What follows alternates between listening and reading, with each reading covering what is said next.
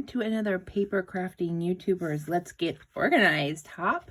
This month we are discussing how we store stencils specifically, plus maybe some other mixed media tools. So I'll go over that a little bit at the end.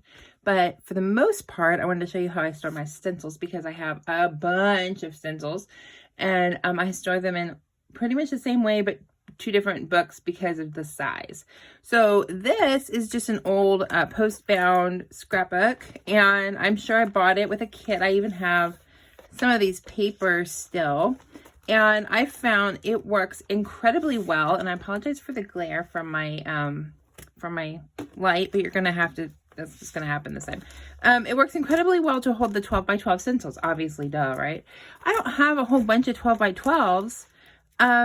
I bought them along the way, for whatever reason. Also, I have a few that are not 12 by 12. They're like 9 by 12, but they don't fit in my other storage system. So they fit in this album pretty well.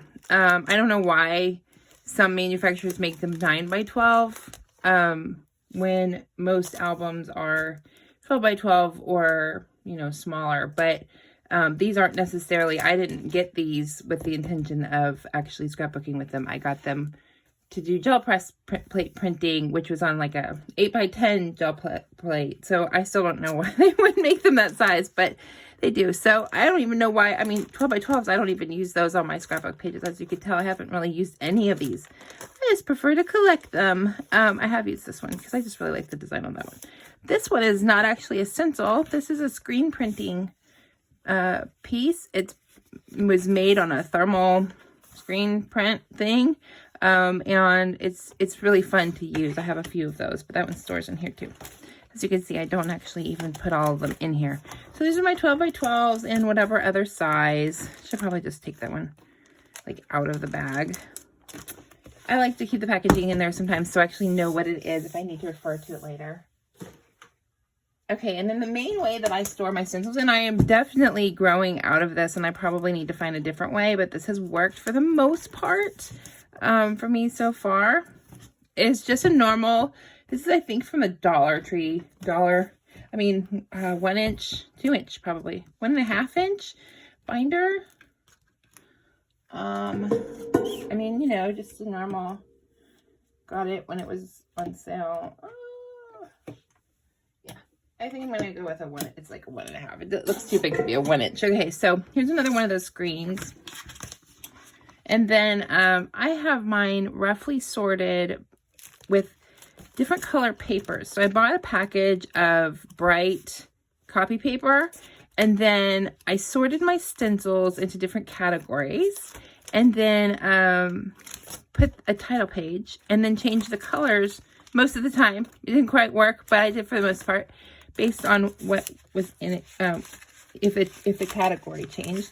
So like this one is Dina Wakely, and it's not even really category. I've seen people sort them out more like, sorry, that is just bothering me that it's not sticking in. I've seen them sort it like geometric and alpha and, you know, circles or something like that are more general. It helped me as the way I work to have mine sorted by name, by brand of who made them. So these are Dina Wakely. I have a lot of her stencils because I am an avid collector of hers, like especially when I was doing a lot more mixed media in art journals. Crafters Workshop, they have a ton of stencils, mostly 6 by 6. Ton of stencils. I have a bunch from them. But you can see I started with one color and then the colors kind of changed, and I don't really know why the color changed to the paper when I said it was going to be a specific color, but you know, call me a liar, whatever. It's basically what I do. Not lie, but just make up something and then change it. It would make a lot more sense to have the same color in each section. That would just make a lot more sense, but it's okay. Stampers Anonymous for Tim Holtz. Obviously, I don't think he has any other kind of stencils with any other company. I think they're all with Stampers Anonymous, but I have those all in here. Faber-Castell. See, these are actually made out of like cardstock craft cardstock.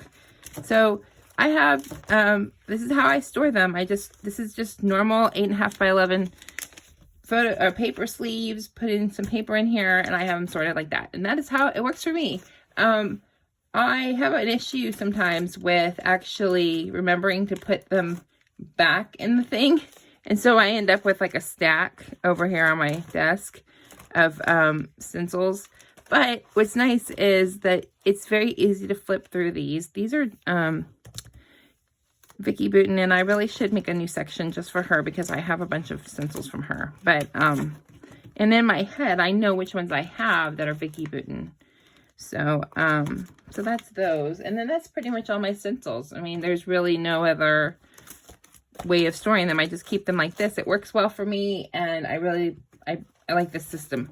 Obviously, I don't put them in right after I clean them, but I do try to keep them pretty clean for the most part. And I wash them out and then put them up to dry in my bathroom, because my son's bathroom, you just stick it behind the sink to dry. And then I'll go put it back in my binder when I'm done with it. So that's pretty much all my stencils, mixed media supplies. I have all my paints sorted. You know what? I'll just cut off the video and come back in just a second. So mixed media supplies. I have this tower of drawers. I think this is like an alpha. See, it's like 1, 2, 3, 4, 5. There's a big deep one at the bottom. And I keep my paint in here, my paints and sprays in here, and they're sorted roughly by color: yellow, orange, pink, and they are warm colors. Blue by itself, because I love blue and I have so much. Green and purple up here. And that's pretty much how I sort my media colors, mixed media paints. I do have some of Dina Wakley paints up on my cubby. But here's how I sort my paints. They're not in the most organized. They're not the best, but they're pretty easy to kind of dig through there and find colors that I want when I want them pretty quickly. So that's paint, and I'll show you I'll show you Dana Wakley here in a second. Okay, so on my desk, I have this cubby that I got at, Hobby Lobby. And I really like how it works out. And down here at the bottom, I have some Dina Wakley paints that I like to use with my stencils, my dabbers, gesso, some glue over here. Here's some Dina Wakley crayons, some other texture pastes and things. So this is kind of a lot of where my mixed media lives. There's an ink pad down there with some embossing stuff. And then on this tower is actually my like gold and silver metallic paints, and there's black down here at the bottom, and my spray bottles. So that's what lives in that tier tray. There's some pens here at the top, but for the most part, it's the gold and the silver metallics, maybe bronze, and black and white down here at the bottom. So that's my paints and my mixed media for the most part. I don't think I have much of anything else. Don't forget to go check out all the other people who are hopping along today. I always get a lot of really great ideas from paper crafting YouTuber Hop. So especially the one for the organizing stuff. And I think it's been really fun to see every month how everybody organizes and sorts and stores things in their rooms. Also get a sneak peek of how people have their craft rooms set up. So be sure to go check all the other hoppers out on this month's hop. And I will see you at the end of November for another paper crafting YouTuber Let's Get Organized hop. Thanks for stopping by today. I really appreciate all my subscribers. Be sure to ring the notification bell to be notified the next time that I post a video. Give me a thumbs up if you like my video. Drop me a comment and say hi. I love chatting with people. And here's some other videos that you might like. Have a wonderful creative day.